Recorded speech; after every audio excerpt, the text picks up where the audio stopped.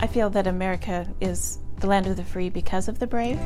So I feel that it's important to thank the people that made it that way. Veterans Day means to me a powerful opportunity to reflect and recognize the immense sacrifice that our veterans and their families have made on behalf and for us.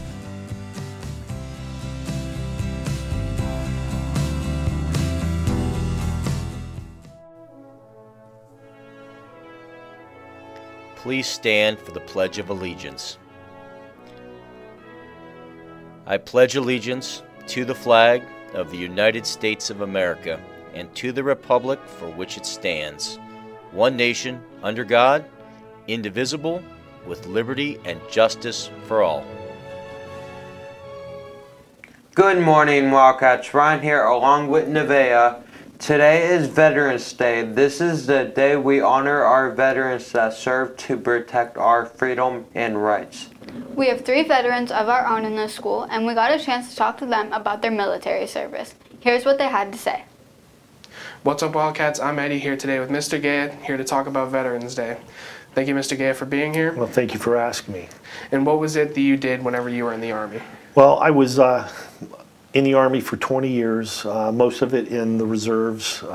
My primary job was field artillery. I was a fire support officer where I would go out with scouts to look for targets. And then I was a battery fire direction officer, battery executive officer. Then I went up to our battalion headquarters and worked as a fire support officer there. Came back to the battery as a commander, and just went from there. When we were on base, I had additional jobs. They were called additional duties. It ranged from everything from being the maintenance officer for our battery and battalion to weight control, physical fitness, information security, and a host of other things. And what was one of your favorite memories from being on base? Getting off base. It was kind of boring. It's like a 9-to-5 job, but my favorite time is when we would go out to the field for maneuvers that allowed us to practice our wartime missions.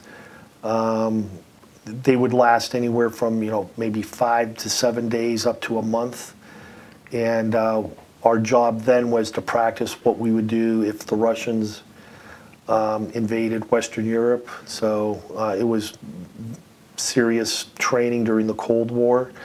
But you make a lot of good friends in the military that I'm still in touch with today. That's all we have for you guys this week. We'll see you guys next week.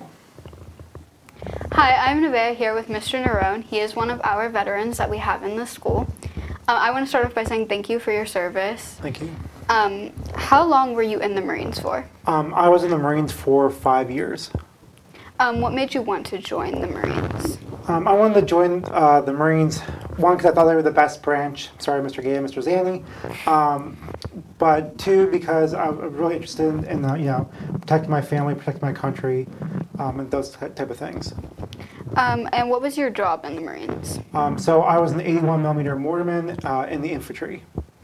And what is one of your favorite memories that you think is especially important from when you were in the service?